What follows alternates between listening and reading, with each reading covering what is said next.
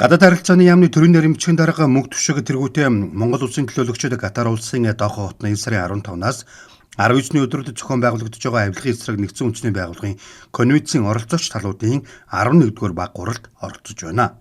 Төлөөлөгчдийн бүрэлдэхүүн засгийн газар хэрэглэх газар, сонгуулийн ерөнхий ороо, авилгатай тэмцэх газар, гэмтэргээс өвчин сэргийлэх ажлыг зохицуулах зөвлөлийн ажлын албаны төлөөлөл багтжээ.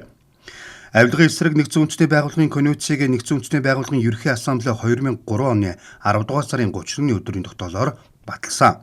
Монгол Улсын их хурд 2005 оны 10 дугаар сарын 27-ны өдрөөс хоёрхан баталсан байдаг.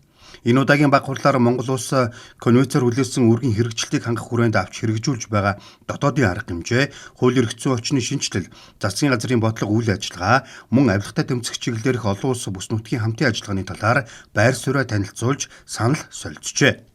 Баг хурлын хүрээнд төрийн нэрмжийн дарга мөнгө түвшиг энэ сарын 16-ны өдөр улсаа төлөөлөн үг хэлж Монгол улсын засгийн газар авилгатай тэмцэх ажлыг тэргүүлэх чиглэл болгон хэрэгжүүлж байгааг онцоллоо. Тэрээр авилгын төрд итгэх иргэдийн итгэл, ардчилсан засаглал, эдийн засгийн шудраг өрсөлдөөнд бодиттой аюул учруулдаг. Авилгатай тэмцэх үндэсний хөтөлбөрийн хэрэгжилтийг эрчимжүүлэх чиглэлээр сүүлийн үед Монгол улсад хэрэгжүүлж байгаа арга хэмжээнүүдийн тухай мэдээлж, Монгол улсын засгийн газраас 2026 оныг төрийн албанд сахилах хариуцлагыг бэхжүүлэх жил болгонд зарлаж байгааг дурдсан байна. Мөн Монгол улс Албани, Гана, Норвеги зэрэг улстай хамтран сонгуульд нэр дэвшигчид улс төрийн намууд болон сонгуулийн компакт ажлын санхүүжилтийн ил тод байдлыг нэмэгдүүлэх тухай тогтоолын төслийг санаачлан өргөн барьсан байна. Тогтоол батлагдсанаар авилгын эсрэг нэгдсэн үндэсний байгууллагын конвенцийн хүрээндх улс төрийн санхүүжилтийн ил тод байдлыг хөндсөн анхны тогтоол болох ач холбогдолтойг онцлон гишүүн орнуудыг дэмжихийг хураалжээ.